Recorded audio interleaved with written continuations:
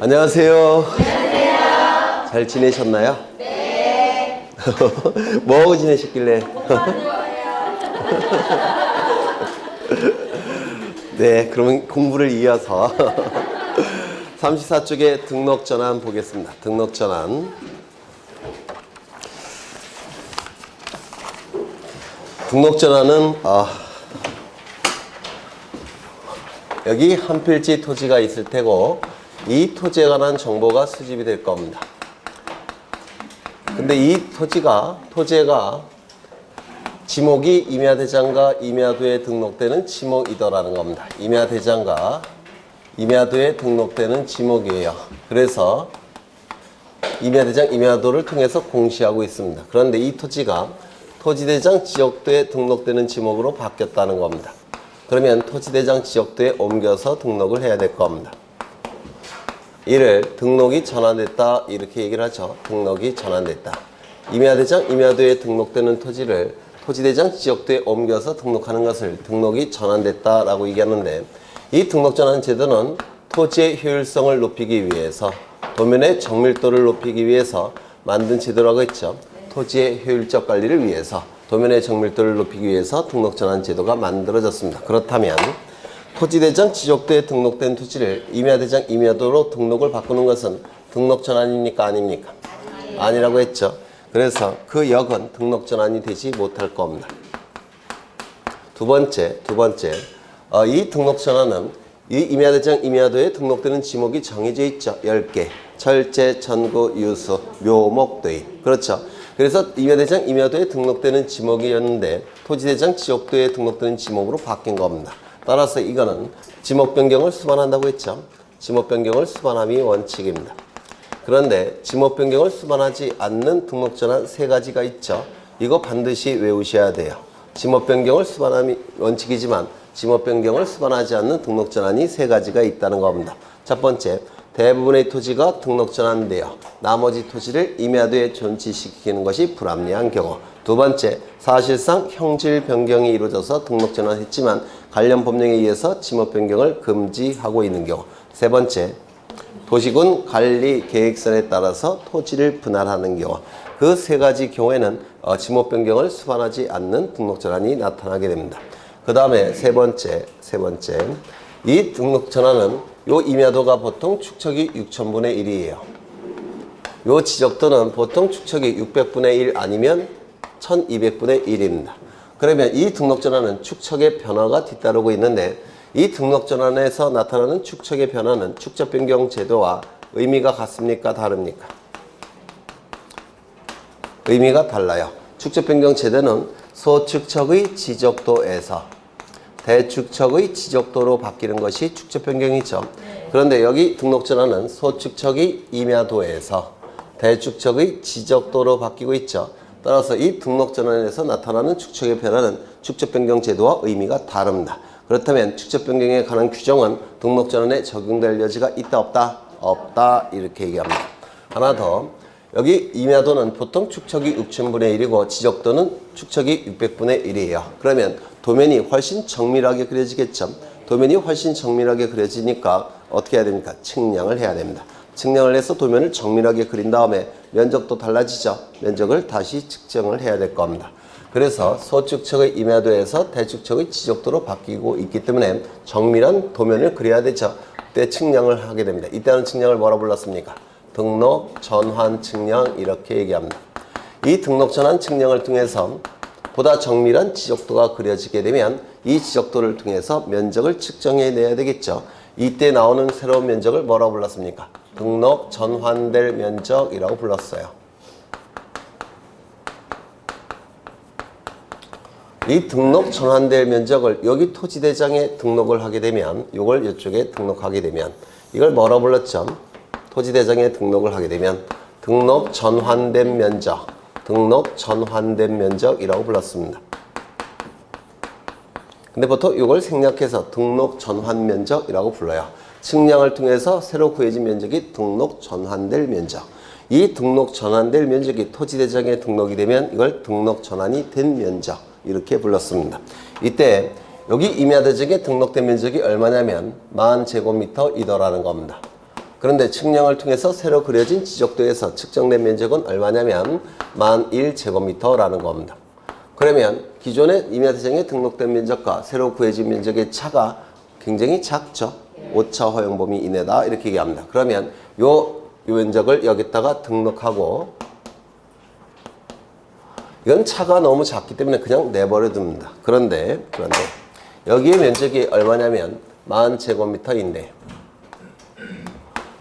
새로운 지적도를 통해서 구해진 면적이 얼마냐면 11,000제곱미터이더라는 겁니다. 그리고 이 차는 굉장히 크죠. 10%나 되니까 이때는 요거를 여기다가 등록하고 그 다음에 이거는 너무나도 잘못 등록된 면적이니까 어떻게 한다고 했습니까? 고친다고 했죠. 이렇게 고치게 됩니다. 이걸 누가 고치는 겁니까? 지적소관청이 직권으로 정정한다라고 했습니다. 기억나시죠? 네. 임야대장에 등록된 면적과 등록 전환될 면적의 차가 오차 허용 범위를 초과할 때는 임야대장에 등록된 면적은 지적소관청이 직권으로 정정하게 될 겁니다. 그렇죠? 요 정도 보시면 뭐 출제되는 거 대부분 해결이 되지 않을까 싶어요. 그러면 등록 전환을 보시면 34쪽에 의 나와 있고 임야대장, 임야대에 등록된 토지를 토지대장 지적도에 옮겨서 등록하는 것을 등록 전환이라고 하지만 그 역은 등록 전환이 될 수 없다라는 겁니다. 두 번째, 등록 전환에도 축척의 변화가 뒤따르지만 이건 축적 변경 제도와 의미가 완전히 다르죠. 따라서 축적 변경에 관한 규정은 등록 전환에 준용될 여지가 없다라고 얘기할 겁니다. 그 다음에 원칙은 지목 변경을 수반함이 원칙이지만 지목 변경을 수반하지 않는 등록 전환 세 가지 반드시 외우셔야 돼요. 세 가지. 대부분의 토지가 등록 전환돼요. 나머지 토지를 임야대에 존치시키는 것이 불합리한 경우. 두 번째, 사실상 형질 변경이 이루어졌지만 관련 법령에 의해서 지목 변경을 금지하는 경우. 세 번째, 도시군 관리 계획선에 따라서 토지를 분할하는 경우. 이 등록 전환도 사유 발생일로부터 60일 이내 등록 전환을 신청함이 원칙이죠. 다만 60일 이내에 신청하지 않게 되면 지적소관청은 직권으로 등록 전환을 하게 될 겁니다. 다만 가태료 부과 규정은 삭제가 됐다고 했죠. 네. 그 다음에 면적 결정 설명이 됐습니다. 여기서 좀 조심하셔야 될 게 이 두 개의 면적이 오차 허용 범위 이내이건 오차 허용 범위를 초과하건 새로 구해진 면적이 더욱더 정밀한 면적이죠. 따라서 여기다가는 뭘 등록하는 겁니까? 등록 전환될 면적을 여기다가 등록을 하는 겁니다. 그렇겠죠? 네.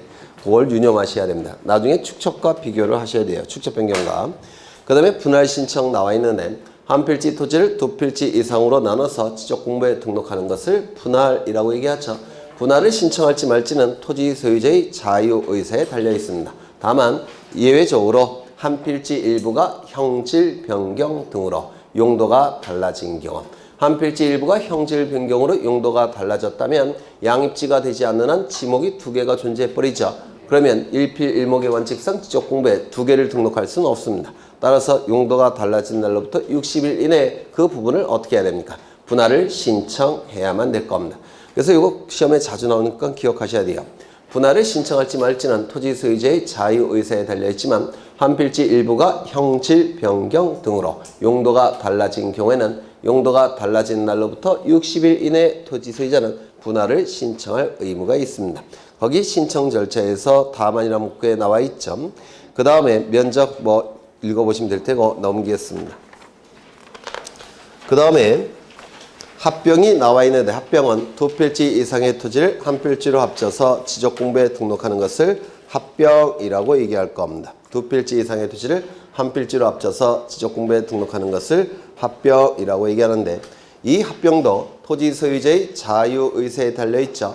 다만 예외적으로 일정한 지목이 되는 경우 토지 소유자는 60일 이내에 합병을 신청해야만 됩니다. 그 일정한 지목이 뭐가 있죠? 절, 제, 전, 구, 유, 수, 하, 도, 부, 채, 공, 자. 이 중에서 11개는 지목의 부호인데요. 하나는 이건 지목은 아니고 공동주택의 부지를 얘기할 겁니다. 이러한 12개에 해당되는 경우에는 토지 소유자는 60일 이내에 합병을 신청할 의무가 있을 겁니다. 그 다음에 이 합병의 경우에는 가운데 있는 경계나 좌표를 지워주기만 하면 되니까 측량이 필요합니까? 필요 없습니까? 필요 없겠죠. 또한 면적은 합산만 하면 되니까 면적 측정이 필요합니까? 필요 없을 겁니다. 맞아요. 그렇죠. 그 다음에 이제 합병 요건을 좀 보셔야 되는데 합병 요건. 합병 요건은 5가지가 있다고 했는데 기억나실지 모르겠네요. 먼저 2필지 이상의 토지를 한 필지로 합쳐서 지적공부에 등록하는 게 합병이니까 첫 번째 한 필지 성립 요건을 구비해야 되죠. 한 필지 성립 요건 반드시 암기하셔야 돼요. 첫 번째, 지번부여 지역이 동일할 것, 소유자가 동일할 것, 지목이 동일할 것, 집안이 연속적일 것, 축척이 동일할 것, 등기 여부가 동일할 것. 두 번째, 합병 대상 토지 중 일부 토지에 대해서 합병 대상 토지 중 일부 토지에 대해서 합병 제한 사유가 없어야 될 겁니다. 합병 제한 사유가 없어야 되는데 합병 제한 사유는 뭐가 있죠? 이 부분에 대해서 저당권 등기가 되어 있다든지 그렇죠. 소유권 이전에 가등기가 되어 있다든지 환매 등기가 되어 있다든지 또는 처분 제한 등기, 가압류 가처분 같은 처분 제한 등기가 되어 있다든지 또는 지역권 등기가 되어 있는데 이 지역권 등기가 유역지 지역권 등기가 되어 있다든지 이때는 합병이 허용되지 않죠. 기억나시죠? 그렇다면 이러한 등기가 있다면 합병이 되겠습니까? 지상권 등기 그 다음에 지역권 등기 이 지역권 등기는 승역지 지역권 등기를 얘기하겠죠. 또 전세권 등기 그 다음에 임차권 등기 또는 합병 대상 토지 전부에 대해서 창설적 공동 저당권 등기가 있는 경우 또는 소유권 등기가 되어 있는 경우 소유권 등기가 되어 있지만 이건 소유자가 다 동일해야 되죠. 소유자가 다르면 안 될 겁니다. 소유자가 동일해야 될 겁니다. 이때는 합병이 가능합니까? 합병이 가능하다고 했죠. 기억나시죠? 네. 세 번째, 소유자의 주소가 동일할 것. 소유자의 주소가 동일할 것. 소유자의 주소가 다르다면 동명이인이 되니까 합병이 허용되지 않을 겁니다. 네 번째, 소유권이 공유지분 형태로 존재할 때는 공유지분이 동일해야 된다고 했죠. 여러 번 설명을 드렸어요. 다섯 번째, 일정한 사업시행지역 안의 토지와 일정한 사업시행지역 바깥의 토지는 필연적으로 축척이 달라지기 때문에 합병할 수 없다라고 얘기했죠.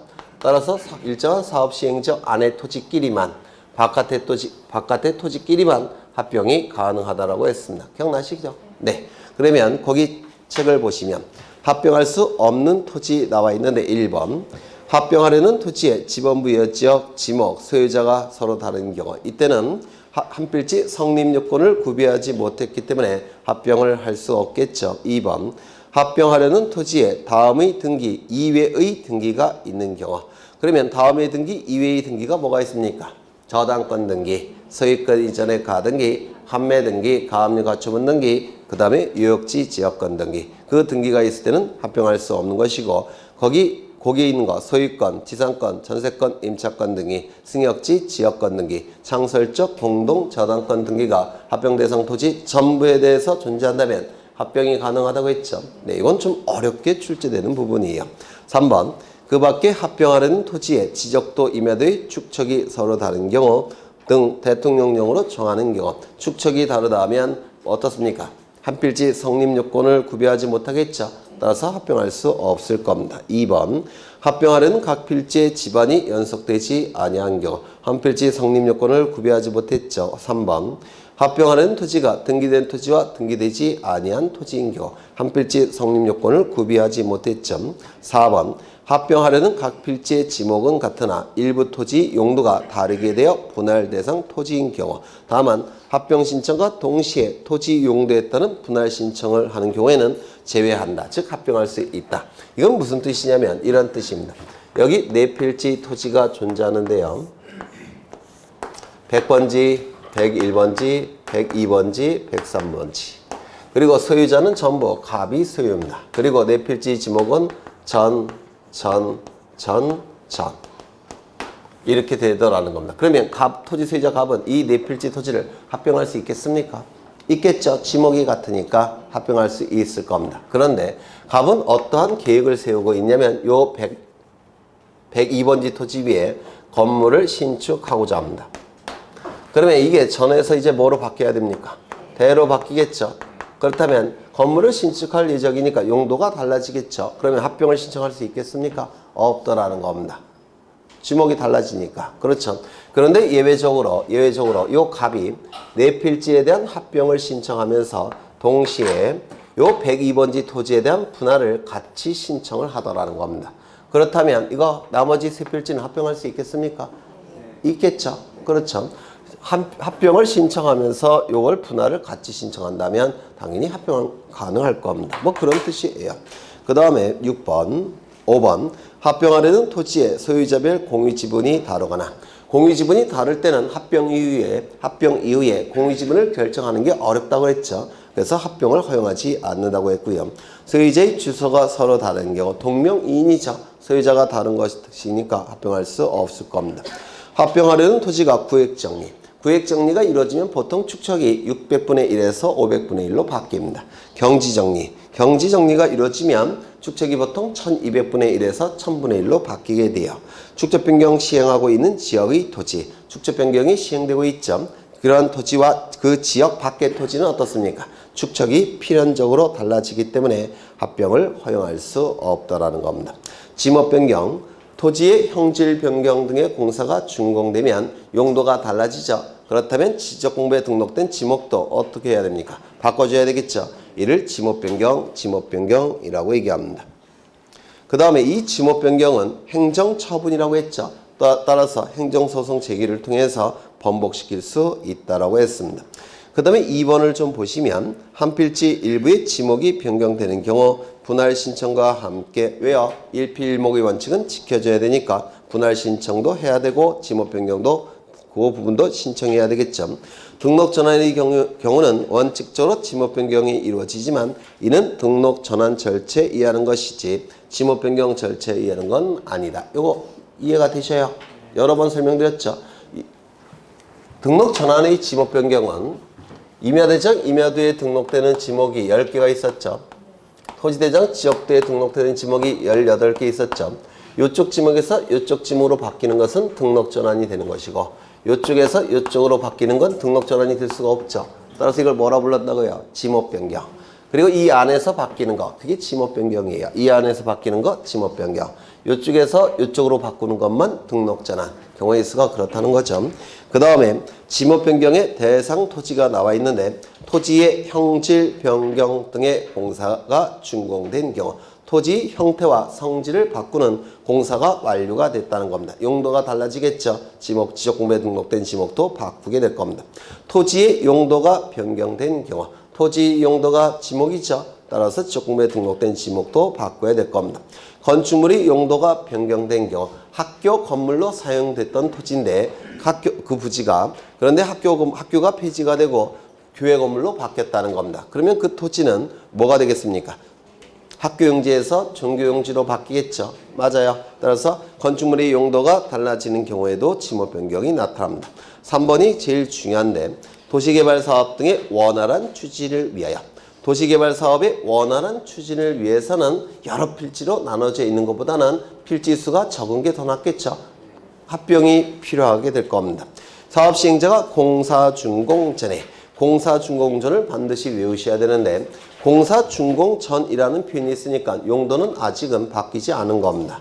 그렇죠. 그런데 합병을 위해서 용도가 달라지지 않았는데도 불구하고 합병을 위해서 지목을 일치시켜야 되겠다는 겁니다. 그래서 지목 변경을 하는 경우도 있더라는 겁니다. 그래서 공사 준공 전이라는 단어에 유념하셔야 돼요. 그 다음에 지목 변경도 사유 발생일로부터 60일 이내에 지목 변경을 신청할 테고 60일 이내에 신청하지 않게 되면 직권으로 지목 변경을 하게 될 겁니다. 과태료 부과 규정은 삭제가 됐다 이렇게 얘기했죠. 그 다음에 정리 방법은 읽어보시면 될 테고 그 다음에 바다가 된 토지의 등록 말소가 나와 있는데 토지가 바다가 됐는데 원상으로 회복될 가능성도 없고 다른 지목이 될 가능성이 없다면 지적공부는 존재할 이유가 없죠. 따라서 지적공부에 등록된 내용을 말소하게 될 겁니다. 이를 바다가 된 토지의 등록 말소라고 얘기를 할 겁니다. 이때 신청 절차를 보시면 이때 토지 소유자는 자신의 토지가 바다가 되었다는 것을 인정하지 않을 거예요. 따라서 말소 신청도 안 하겠죠. 그렇기 때문에 지적소관청은 거기 양가로 1번을 기억하셔야 하는데 지적소관청은 지적공부에 등록된 토지 소유자에게 지적공부에 말소 신청을 하도록 통지해야 됩니다. 다른 토지 이동은 없어요. 요 바다가 된 토지의 등록 말소만 존재하는 개념이죠. 그런데 이때 소유자가 통지를 받은 날로부터 90일 이내에 말소 신청을 하지 않게 되면 지적소관청은 직권으로 말소하게 될 겁니다. 다른 건 전부 다 60일인데 이 바다가 된 토지의 등록 말소는 며칠입니까? 90일. 다른 건 전부 다 사유 발생일로부터 60일인데 이거는 기산점이 어느 시점입니까? 통지를 받은 날. 그렇죠. 그래서 이 토지가 바다가 된 그 시점은 불분명해요. 언제 바다가 된지 잘 모르죠. 따라서 시점을 분명하게 하기 위해서 통지를 받은 날로부터 90일 이내에 말소 신청을 하는 겁니다. 꼭 외워두셔야 될 거예요. 수수료 면제 나와 있는데 바다가 된 토지의 등록 말소를 신청하는 경우 또한 직권으로 말소하는 경우 수수료는 공짜라고 했죠. 가뜩이나 열받아 죽겠는데. 그렇죠. 그 다음에 거기 바다로 된 토지의 말소 회복 등록 나와 있는데 둘째 줄에 회복 등록 할 수 있다 이렇게 돼 있죠. 회복 등록 해야 한다도 아니고 회복 등록 한다도 아니고 할 수 있다. 따라서 회복 등록 여부는 지적소관청의 자유재량에 따라서 결정이 될 텐데 만약에 회복 등록을 하지 않게 되면 누구에게 기속된다고 했죠? 국가. 이게 뭡니까? 토지 포락이론이라고 했습니다. 그 다음에 거기 2번도 기억하셔야 되는데 이 바다가 된 토지의 등록사항을 말소하거나 회복 등록하였을 때는 가장 이해관계가 많은 소유자에게는 당연히 통지해야 되고요. 또한 바다와 관련되어 있기 때문에 바다를 관리하는 공유수면관리청에게도 통지를 해야 될 겁니다. 그래서 밑을 꼭 기억하셔야 되고 공유수면관리청 대신에 국토교통부 장관, 해양수산부 장관 이렇게 자꾸 틀리게 출제를 합니다. 그래서 소유자 및 공유수면관리청 꼭 외워두셔야 될 겁니다. 등록상 정정이 나와 있는데 등록상 정정은 좀 어렵죠. 여기에 한 필지 토지가 존재할 테고 이 토지에 관한 정보가 수집이 될 겁니다. 이 수집된 정보는 지적공부에 토지 표시에 관한 정보와 소유자에 관한 정보가 지적소관청에 의해서 등록이 될 테고 지적소관청에 의해서 관리가 이루어질 테고 궁극적으로는 주권자인 국민에게 그 정보는 공시까지 이루어지게 될 겁니다. 이 등록이 이루어질 때 잘못 등록하는 경우가 있겠죠. 즉 오류가 발생하는 경우가 있다는 겁니다. 오류가 발생했으면 잘못된 내용이 공시되니까 고쳐야 되겠죠. 고쳐야 될 겁니다. 정정하게 될 겁니다. 이를 뭐라 불렀습니까? 등록사항의 오류 정정. 줄여서 등록사항의 정정이라고 불렀습니다. 다 했던 거예요. 이 등록사항의 정정은 원칙이 토지 소유자의 신청이 있을 때만 지적소관청은 정정해 줄 수 있죠. 소유자의 신청이 없을 때는 지적소관청이 멋대로 정정해 줄 수는 없습니다. 신청이 있을 때만 정정해 줄 수 있어요.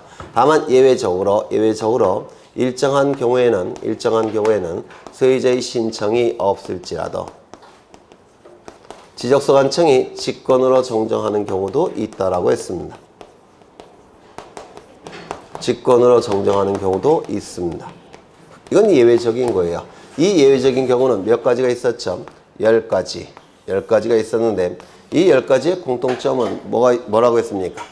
명백한 증거 자료가 있는 경우, 또한 어느 누구에게도 손해가 발생하지 않는 경우, 이게 10가지의 공통점이라고 했죠. 그래서 이걸 가지고 객관식 지문이 출제됐을 때 골라내셔야 될 겁니다. 두 번째, 원칙은 소유자의 신청이 있을 때만 지적소관청은 정정해 줄 수 있는데 이 지적공부는 지적소관청이 관리하고 있죠. 따라서 이 안에 오류가 있다는 사실을 보통은 소유자가 몰라요. 모르니까 신청도 못하겠죠. 따라서 지적소관청은 어떻게 해야 된다고 했습니까? 토지 소유자에게 정정 사유를 사전에 통지해야만 된다고 했죠. 통지해야만 됩니다. must 해야만 돼요. 그래야지만 토지 소유자는 오류가 있다는 것을 알 테고 그래야지만 정정을 신청할 수 있기 때문에 그렇습니다. 그래서 사전에 정정 사유를 토지 소유자에게 통지하게 되면 이제 토지 소유자는 알 테고 신청할 테고 정정이 될 겁니다. 그렇다면 사후에는 정정한 이후에는 통지할 이유가 있습니까? 없습니까? 없다라고 했죠. 지적소관청이 직권으로 정정할 수 있다면 구태여 토지 소유자에게 사전에 통지해도 좋겠지만 사전에 구태여 통지할 필요는 없겠죠. 그래서 우리 공간정보법은 직권으로 정정할 수 있는 경우는 사전에 통지하지 아니할 수 있다 이렇게 규정되어 있습니다. 물론 통지해줘도 좋아요. 하지만 통지 안 해도 문제가 없다는 겁니다. 사전에 통지하지 아니할 수 있다 이렇게 규정되어 있습니다. 그렇다면 지적소관청은 보통 통지를 안 할 테고 직권으로 정정한 이후에 사후에는 통지해 줘야 되겠습니까? 통지해 줘야 되겠죠? 네. 통지해 줘야 됩니다. 그 다음에 토지 소유자의 신청에 의해서 지적소관청이 정정할 때 인접토지의 경계나 면적이 변경되는 경우가 있습니다. 이때는 인접토지 소유자가 가만히 안 있겠죠. 따라서 소유자의 뭐가 필요합니까? 승낙서. 승낙을 해주지 아니할 때는 소송을 제기해서 판결서를 제출해야 되겠죠. 그래서 확정 판결서. 둘 중에 하나는 제출을 해야 됩니다. 또한 경계와 면적이 바뀔 때는 뭘 해야 됩니까? 측량을 해야 되죠. 이때 하는 측량을 뭐라고 얘기합니까? 등록사항의 오류를 정정하기 위한 측량이라고 불러요. 등록상 정정 측량을 해야 됩니다. 측량을 해서 그 성과도가 지적소관청에게 제출이 돼야지만 지적소관청은 정정을 해줍니다. 문제는 이 등록상 정정 측량 성과도를 지적소관청이 이미 가지고 있다면 구태여 보통 가지고 있어요. 왜냐하면 지적소관청이 검사 측량하죠. 검사 측량을 하기 때문에 보통 갖고 있습니다. 그렇다면 등록상 정정 측량 성과도를 지적소관청이 이미 가지고 있다면 제출할 이유가 있습니까? 없습니까? 없겠죠. 그때는 확인으로 가름하게 될 겁니다. 그것도 좀 기억해 두셔야 돼요. 그러면 인접토지 경계나 면적이 바뀔 때는 신청에 의해서 정정은 가능한데 직권에 의한 정정은 될까요? 안 될까요?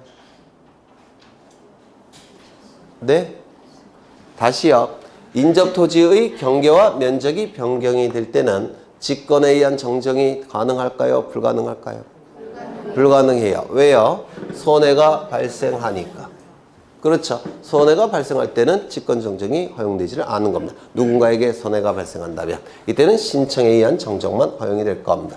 그 다음에 여기 직권에 의해서 지적소관청이 직권에 의해서 정정할 때 그 잘못된 부분이 경계와 면적이더라는 겁니다. 그래서 이 경계와 면적에 잘못이 있더라는 겁니다. 잘못 등록됐다는 겁니다.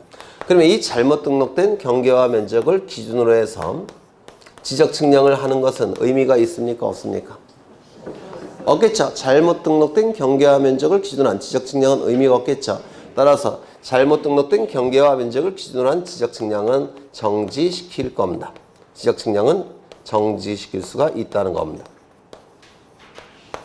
그렇다면 이 잘못 등록된 경계와 면적을 이것 자체를 정정하기 위한 잘못 등록된 경계와 면적을 정정하기 위한 지적 측량은 이것도 진행시킬까요?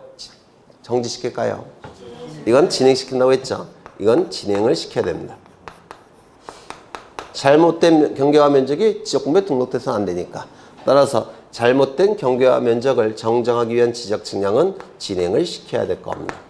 그 다음에 여기 소유자를 정정하는 경우도 있다고 했죠. 소유자를 정정하는 경우는 둘로 나눠질 텐데 등기부가 있는 경우, 등기부가 없는 경우.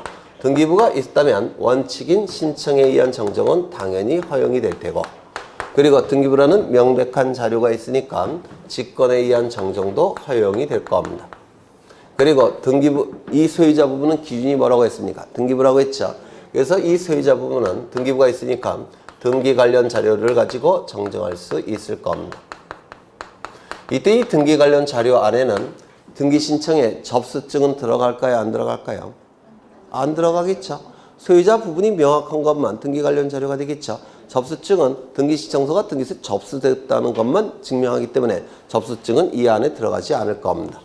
등기부가 없을 때는 신청에 의한 정정은 당연히 허용되지만 직권에 의한 정정은 허용됩니까? 안 됩니까? 안 돼요. 명백한 자료가 없으니까 직권에 의한 정정은 허용되지 않을 겁니다. 신청에 의한 정정도 일정한 제한을 받는다고 했죠.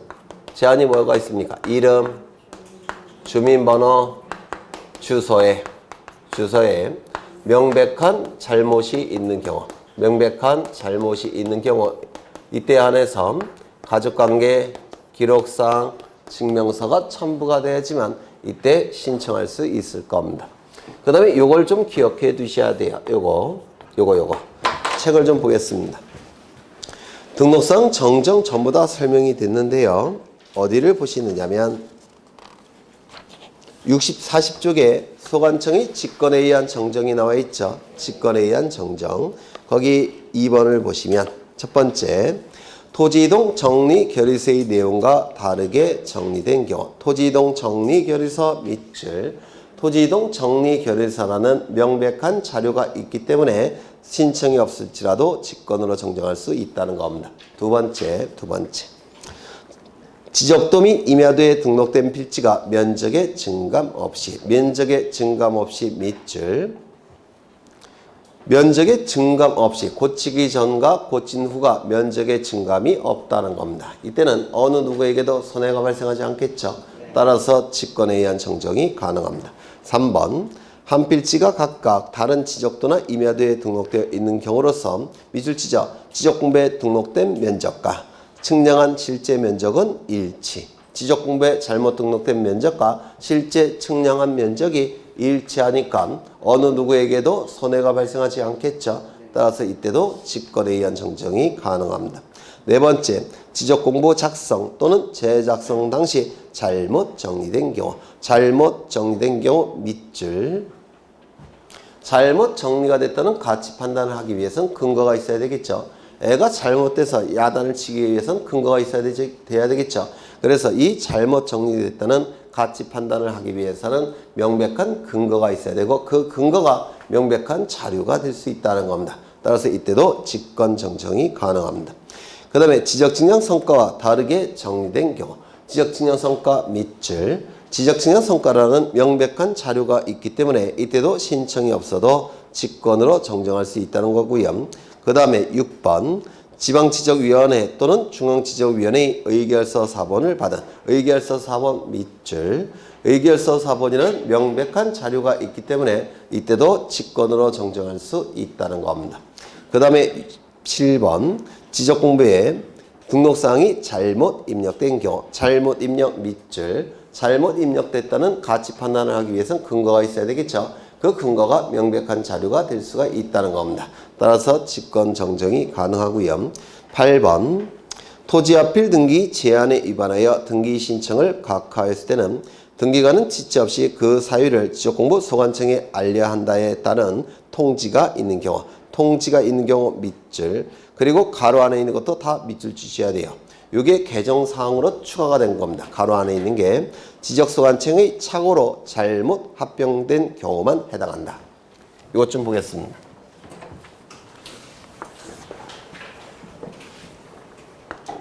시간이 이렇게 흘러가고 있는데요.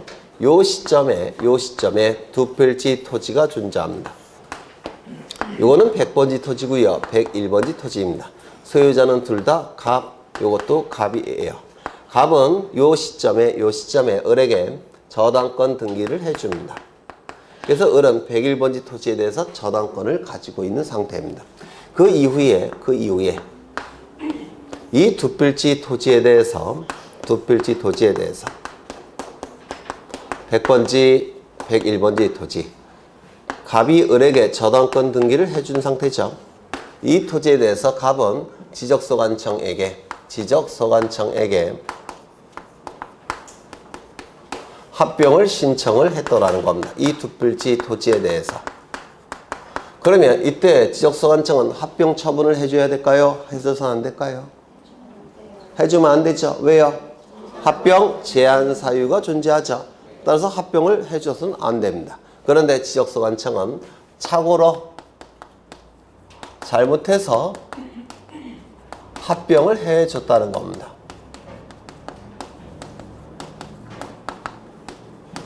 뭐 그럴 수 있겠죠. 그렇죠. 그래서 일단은 지적공부에서는 합병이 된 상태예요. 그러면 한 필지가 완성됩니까? 그건 아니겠죠. 등기부상으로도 합쳐줘야 되겠죠. 그래서 갑은 이 두 필지 토지에 대해서 을에게 저당권이 되어 있는 상태에서 합필 등기를 신청하더라는 겁니다. 어디에? 등기소에. 그러면 등기소는 합필 등기 해줄까요? 안 해줄까요? 안 해주겠죠. 왜요? 합병 제한 사유가 있으니까. 맞아요. 따라서 등기소는 각하 결정을 할 겁니다. 여기서 끝나는 게 아니라 등기소는 지적소 관청에게 니네도 무효화시키라고 통지를 해줍니다. 여기서 합병 처분이 났기 때문에 대장은 면적이 합산되어 있겠죠. 도면에서 경계는 지워져 있겠죠. 그거 다 무효화시키라고 통지를 해주게 돼요. 그러면 이 지적소 관청은 어떻게 해야 됩니까? 합산이 된 면적 다시 나눠야 되고, 그리고 도면에서 지워진 경계 다시 그려야 되겠죠. 그걸 직권으로 할 수가 있다는 겁니다. 소유자 신청이 없을지라도. 이거 이해가 되셔요? 이게 개정사항이에요. 이 부분이. 예전에는 이게 필요 없었습니다. 그런데 이게 추가가 됐어요. 착오로 잘못 합병한 경우에만, 그때만 직권에 의한 정정이 가능하다는 겁니다. 이것도 좀 기억해 두셔야 돼요. 착오로 잘못 합병된 경우에만. 밑줄 치셨죠? 만에 동그라미 치십니다. 만에 동그라미까지 치셔요. 그 다음에 오른쪽을 보시면 3번을 보시면 지적구매 등록사항 중 경계나 면적 등 측량을 수반하는 토지의 표시가 잘못된 경우에는 그 잘못된 경계와 면적을 기준으로 한 측량은 정정이 완료될 때까지 어떻게 해야 됩니까? 정지시킬 수 있겠죠. 다만 잘못 표시된 사항, 잘못 표시된 면적과 경계를 정정하기 위한 지적 측량은 진행을 시켜야 되겠죠. 그렇죠. 그 다음에 소유권에 관한 정정은 뭐 설명이 됐고요. 그 다음에 축적 변경 들어가겠습니다. 축적 변경.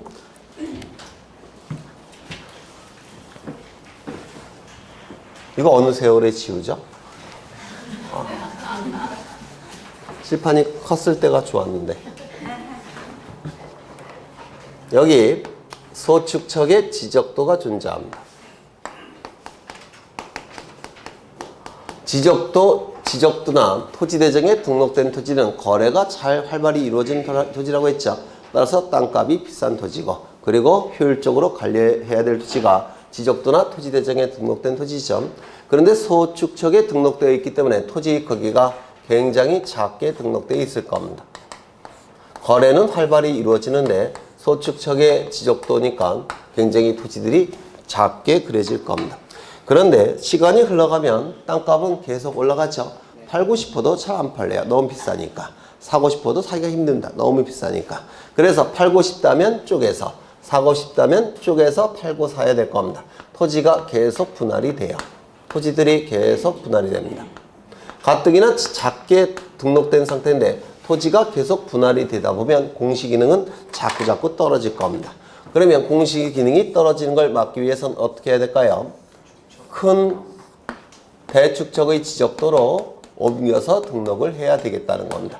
그러면 토지의 크기가 큼지막하게 그려질 겁니다. 이를 축척이 변경되었다 이렇게 얘기를 하게 됩니다. 이 축척 변경 제도는 두 가지 이유 때문에 만들어졌죠. 첫 번째, 도면의 정밀도를 높이기 위해서. 두 번째, 도면의 통일성을 도모하기 위해서. 이 축척 변경 제도가 만들어졌죠. 개념과 관련해서 몇 가지를 기억하셔야 돼요. 첫 번째, 이 축척 변경 제도는 분할이 자꾸 이루어지는 토지들에서 나타나요. 그거는 토지대장 지적도에 등록된 토지겠죠. 따라서 지적도에서만 축척 변경이 나타납니다. 임야도에 등록된 토지는 거래가 잘 안 돼요. 축척 변경할 이유가 별로 없습니다. 그 다음에 두 번째, 소축척의 지적도에서 대축척의 지적도로 바꾸는 것만 축척 변경이죠. 그 역은 축척 변경이다 아니다? 아니다. 정밀도가 떨어질 테니까. 세 번째, 이 축척 변경은 예전에는 지적소 관청의 직권에 의해서만 축척 변경이 가능했습니다. 그런데 지금은 소유자들의 신청에 의해서도 축척 변경이 가능합니다. 이것도 개정사항이에요. 그 다음에 네 번째, 절차가 출제가 된다고 했죠. 절차가 출제가 될 겁니다. 그럼 절차를 좀 보겠다는 겁니다. 프린트 PC점. 이것도 벌써 네 번째 하는 거죠. 네, 좀 익숙해지셔야 될 텐데, 축적 변경 절차는 지적서 관청이 주관하고 있죠. 축적 변경 절차는 지적서 관청이 주관합니다. 그런데 이 축적 변경은 도면 자체가 소축적에서 대축적으로 바뀌고 있죠. 그리고 대축적으로 바뀌니까 면적 경계 좌표가 정밀해지겠죠. 면적 경계 좌표가 정밀하니까 면적이 달라집니다. 면적이 달라지니까 줄어드는 토지도 있을 테고 늘어나는 토지도 있겠죠. 면적이. 따라서 한 사람 최소한 토지 소유자 3분의 2 이상의 동의는 필요합니다. 그래야지만 절차를 진행시킬 수 있습니다.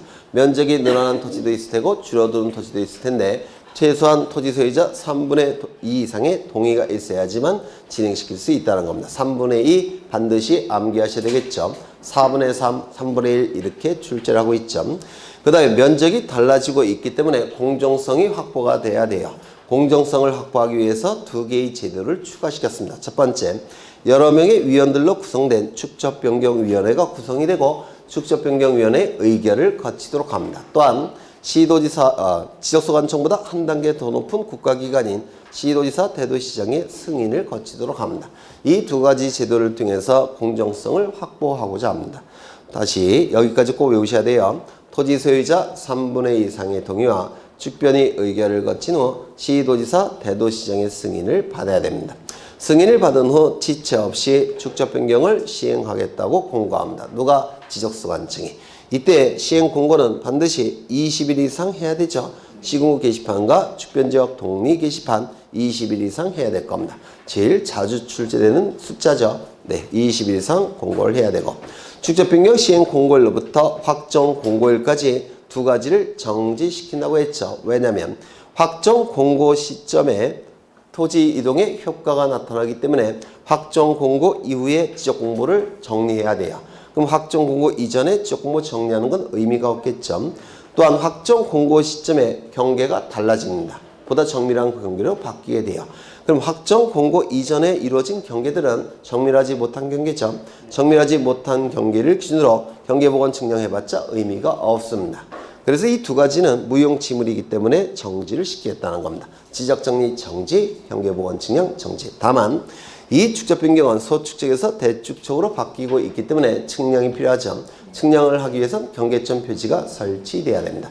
경계점 표지는 경계복원 측량을 통해서 설치가 돼요. 그러면 경계점 표지를 설치하기 위한 경계복원 측량은 정지시킬까요? 이건 진행시킬까요? 이건 진행을 시켜야 됩니다. 이것마저 정지시키면 절차가 중단이 되기 때문에 그래요. 그래서 경계점 표지를 설치하기 위한 경계복원 측량은 진행을 시킬 겁니다. 또한 축적변경위원회가 정지시키지 말 것을 의결했다면 그때는 진행을 시켜야 됩니다. 시행 공고일로부터 30일 이내에 측량을 위해서 경계점 표지를 설치할 텐데 이 경계점 표지 설치는 누가 하죠? 소유자나 점유자가. 언제까지 하는 겁니까? 공고일로부터 30일 이내에. 어디에다가 설치할까요? 시행 공고일 현재 점유하고 있는 경기에 설치하는 겁니다.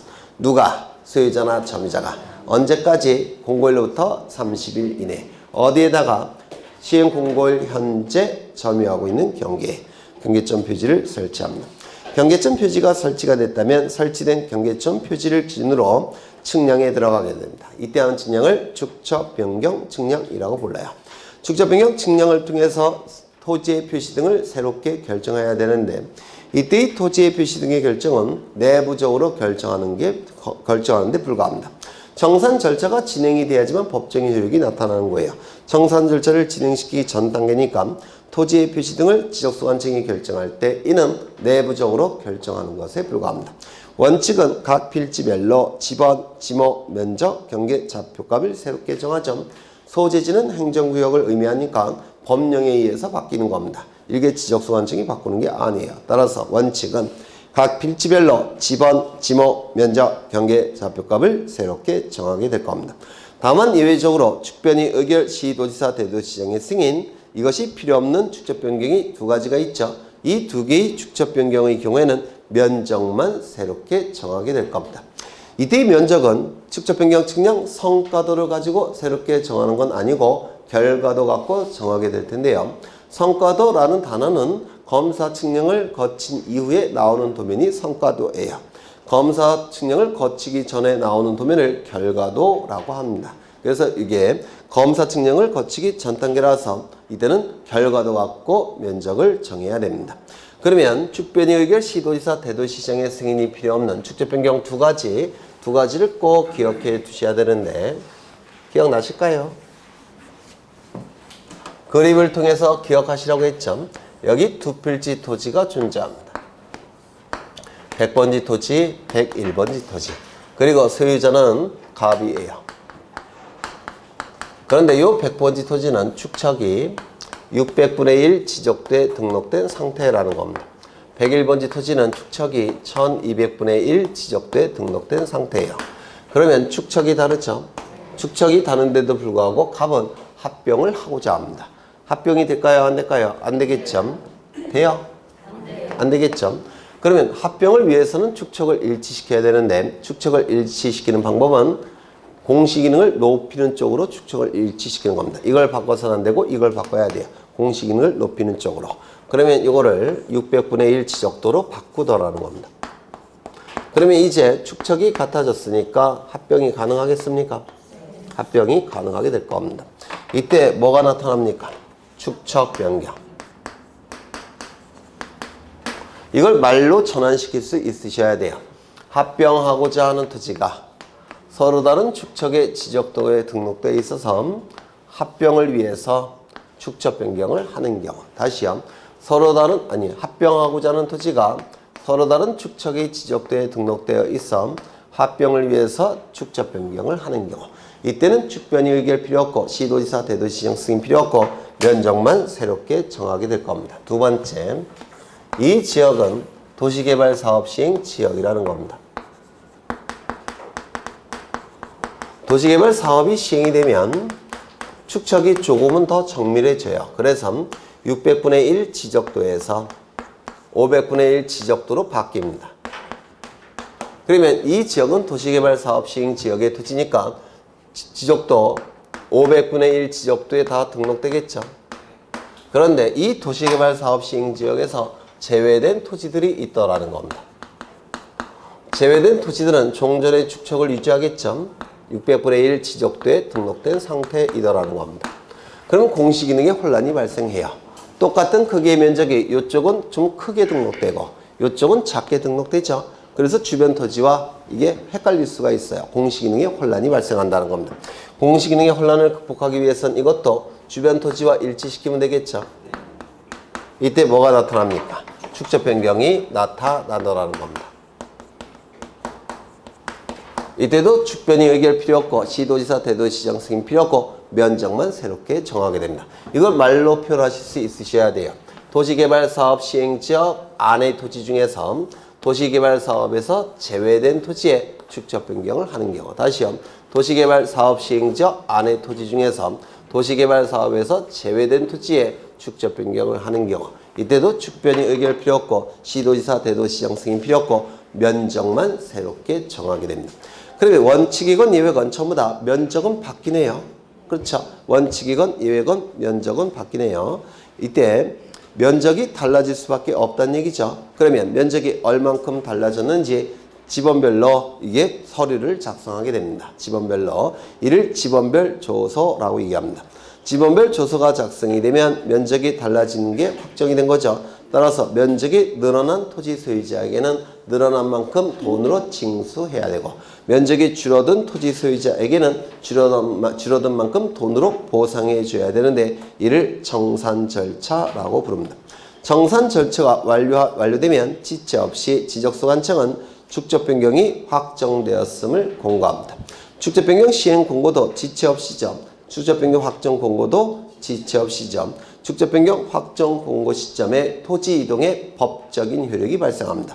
그래서 네 번째 네모칸의 토지 표시 등의 결정은 내부적으로 결정한 것에 불과합니다. 법적인 효력이 발생하는 시점은 축적 변경 확정 공고 시점이에요.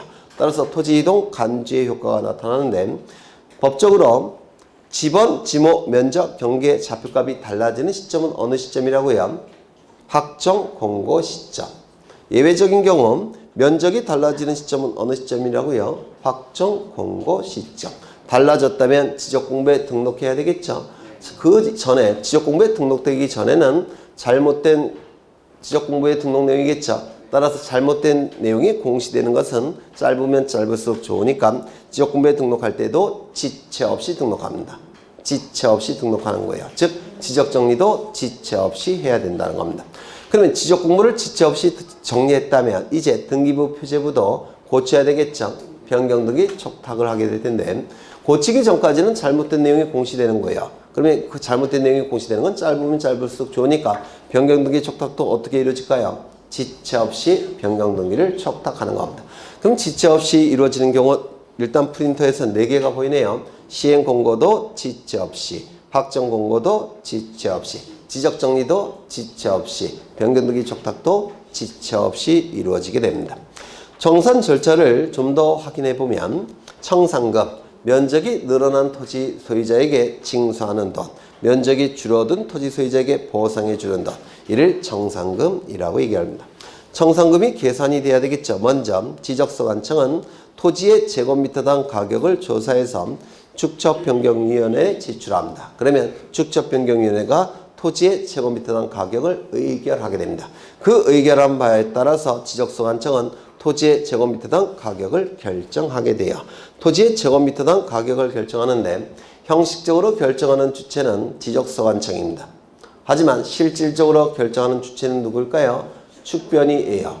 왜냐하면 축척변경위원회 의결에 따라야만 되기 때문에 그렇습니다.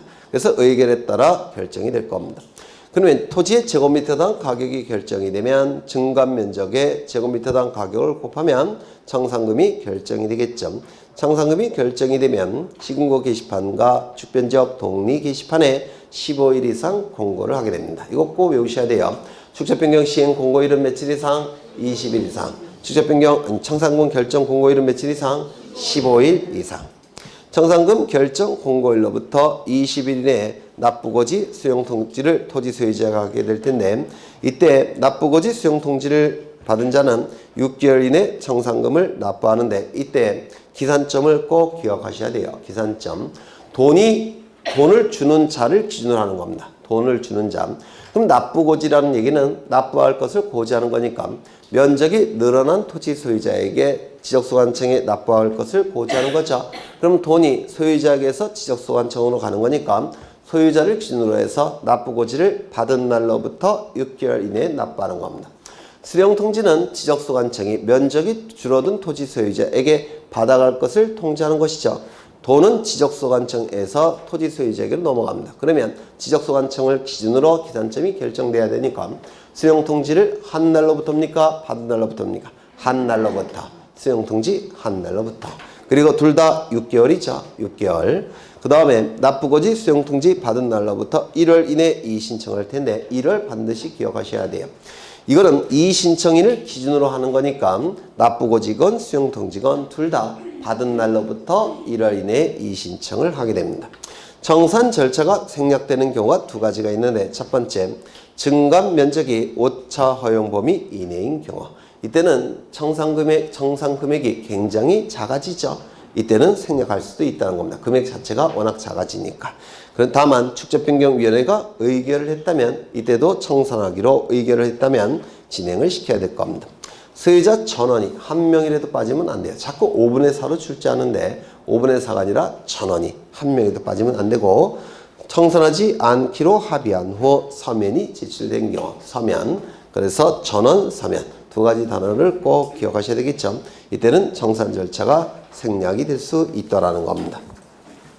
여기서 주로 출제가 되는데 책을 통해서 좀 확인을 하겠습니다. 41쪽을 보시면 축적변경 나와 있는데 이 축적변경은 지적도에서만 나타난다고 했죠. 임야도에서는 축적변경이 나타나지 않죠. 소축척을 큰 축척, 소축척을 대축척으로 바꾸는 것은 축적변경이지만 대축척을 소축척으로 바꾸는 것은 축적변경이 될 수 없다고 했죠. 그 다음에 축적변경의 사유가 있는데 신청, 직권 둘 다 가능하죠. 1번. 잦은 토지의 이동으로, 이때의 토지 이동은 아마도 분할이 될 겁니다. 분할. 잦은 토지 이동으로 한 필지 규모가 너무 작아져서 소축적으로는 성과의 결정이나 토지 이동에 따른 정리를 하기가 곤란한 경우. 이게 뭡니까? 도면의 정밀도를 높이기 위한 축적 변경이 되겠죠. 한 페이지 넘겨보시면 하나의 지번부여 지역에 서로 다른 축척의 지적도가 있다면 공시 기능에 혼란이 발생하겠죠. 따라서 일치시켜야 될 겁니다. 이때 하는 걸 뭐라 부릅니까? 도면의 통일성을 도모하기 위한 축적 변경이라고 하죠.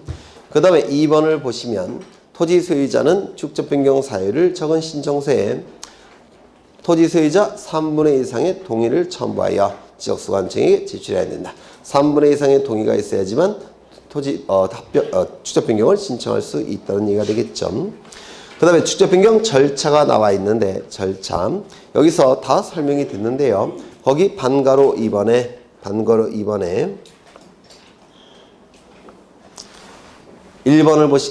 2번을 보시면 다음 어느 하나에 해당하는 경우에는 축적 변경위원회의 의결, 시도지사, 대도시장의 승인 없이 축적 변경을 할 수 있다.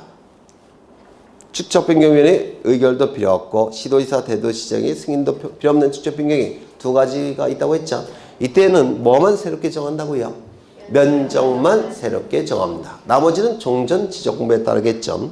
거기 1번을 보시면 합병하고자 하는 토지가 서로 다른 축척의 지적도에 등록되어 있어 합병을 위해서 축적 변경을 하는 경우. 두 번째, 도시개발 사업 시행지역 안의 토지 중에서 도시개발 사업에서 제외된 토지의 축적 변경을 하는 경우. 이게 문장으로 암기가 잘 안 돼요. 그림으로 암기하는 게 훨씬 기억에 오래 남을 겁니다. 그 다음에 오른쪽을 가보시면 거기 4번을 좀 보시는데요. 4번. 경계점 표지는 누가 설치한다고요? 소유자나 점유자가. 언제까지 설치한다고요? 시행 공고일로부터 30일 이내. 어디에다가 설치한다고요? 시행 공고일 현재 점유하고 있는 경계. 요거 세 가지 포인트 꼭 기억해 두셔야 되고요. 그 다음에 어디를 보시느냐면 43쪽에 맨 밑에 보시면 면적 결정이 있죠. 이것도 자주 출제가 됩니다. 축적 변경 측량 결과도에 따라서 성과도가 아니라고 했죠.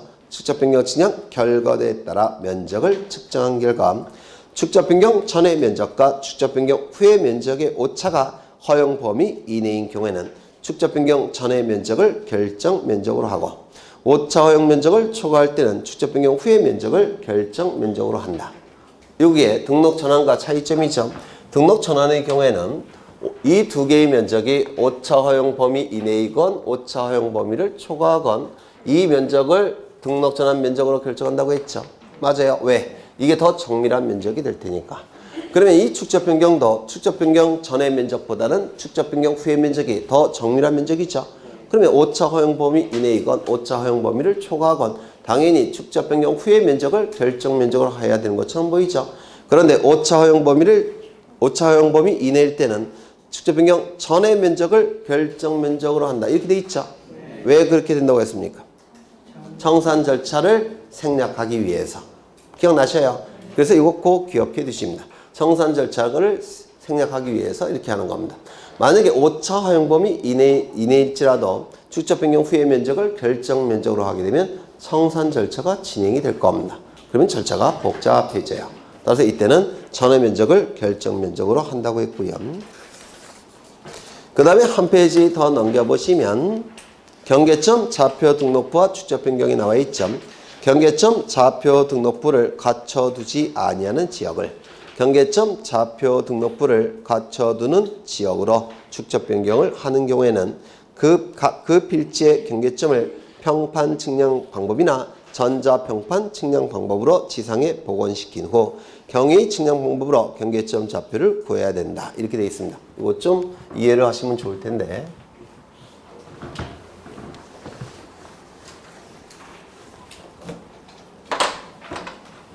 여기 한 필지 토지가 존재하고요. 이 토지에 관한 정보가 수집이 돼서 어디에 처음에 등록이 됐느냐면 소축척의 지적도에 등록이 됐습니다. 크기들이 굉장히 적게 그려지겠죠. 이때 경계점 좌표 등록부는 존재하지 않습니다. 존재하지 않는 상태예요. 그런데 경계점 좌표 등록부가 존재하는 지적도로 바꾸겠다는 겁니다.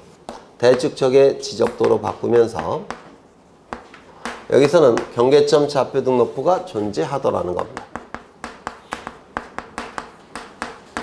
그러면 요 지적도에서 요 지적도로 곧장 바꿀 수가 있냐? 그렇지는 않아요. 어떻게 하느냐면 요 지적도를 지표상에 복원을 시킵니다.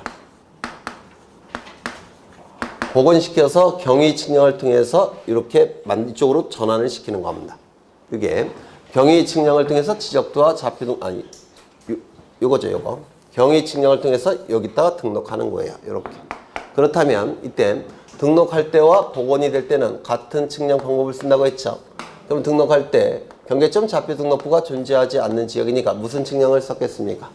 평판이나 전자평판을 통해서 지적도에 등록했겠죠. 그럼 복원할 때도 어떻게 한다고요? 평판이나 전자평판을 통해서 복원을 합니다. 복원을 한 다음에 경위 측량 방법을 사용해서 여기 좌표 등록부를 작성하는 겁니다. 이해가 되셔요? 네. 그래서 이것도 좀 이해를 하실 필요가 있고요. 그 다음에 어디를 보시느냐면 44쪽에 7번의 청산 절차에서 제곱미터당 금액이 결정되는데 청산을 할 때는 축적변경위원회의 의결을 거쳐서 지번별로 제곱미터당 금액을 정해야 되죠. 이 경우 지적소관청은 밑줄 지적 시행공고일 현재를 기준으로 그 축적변경 시행지역의 토지에 대한 제곱미터당 금액을 미리 조사하여 축적변경위원회에 제출해야 되는데 어느 시점을 기준으로 시행공고일 현재를 기준으로 뭐라고 출제하느냐면 확정공고일 현재를 기준으로 이렇게 출제합니다. 확정공고일이 기준이 될 수는 없어요. 왜요? 확정공고일은 청산 절차 이후에 나타나죠. 그러면 청산 절차 기준 시점에서는 확정공고일은 미래 시점이에요. 미래의 토지의 가치를 확정할 수 있겠습니까? 없어요. 과거의 가치는 확정이 되지만 미래의 가치는 확정할 수가 없죠. 그래서 확정공고일이 기준이 되는 것이 아니라 시행공고일을 기준으로 하는 겁니다. 이거 좀 유념하셔야 되고요. 그 다음에 오른쪽을 보시면 거기 5번에 차액 처리가 나오는데 차액 처리 차액 줄어든 토지 소유자에게 보상해줄 거 다 보상해주고 늘어난 토지 소유자에게 징수할 거 다 징수했을 때 남는 돈이 있을 수도 있고 모자란 돈이 있을 수도 있죠. 맞아요. 이를 차액 처리라고 불러요. 이 차액 처리는 누가 책임지느냐면 지방자치단체가 책임지는 겁니다. 이유는 독립된 예산권이 있어야 돼요. 그런데 지적소관청은 비자치구청장이 포함된다고 했죠. 맞아요. 지적소관청 안에는 비자치구청장이 포함되어 있습니다. 비자치구청장은 독립된 예산권이 없어요. 그래서 지적소관청이 차액을 처리하는 게 아니라 독립된 예산권이 있는 지방자치단체가 차액을 처리해야 돼요. 그래서 여기 만약에 지적소관청이라는 문구가 나오면 틀린 겁니다. 이때는 지방자치단체이어야 돼요. 그럼 비자치구 같은 경우는 어떻게 할까요? 비자치구가 속한 시의 시장, 걔가 차액을 처리해야 되겠죠. 네, 그런 내용들이 나오게 됩니다. 넘기겠습니다.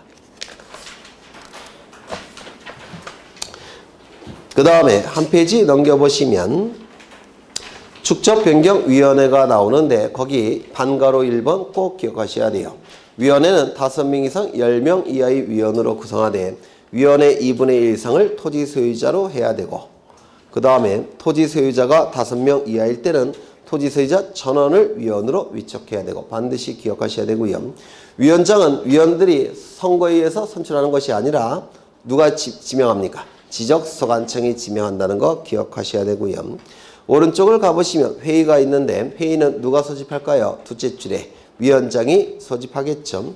그 다음에 3번을 보시면 일시, 장소, 안건을 회의 개최 며칠 전까지 5일 전까지 서면으로 통지해야 됩니다. 5일 전에는 통지해야지만 고민하고 오겠죠. 이걸 숙려기간이라고 불러요. 여기까지 보고 쉬겠습니다.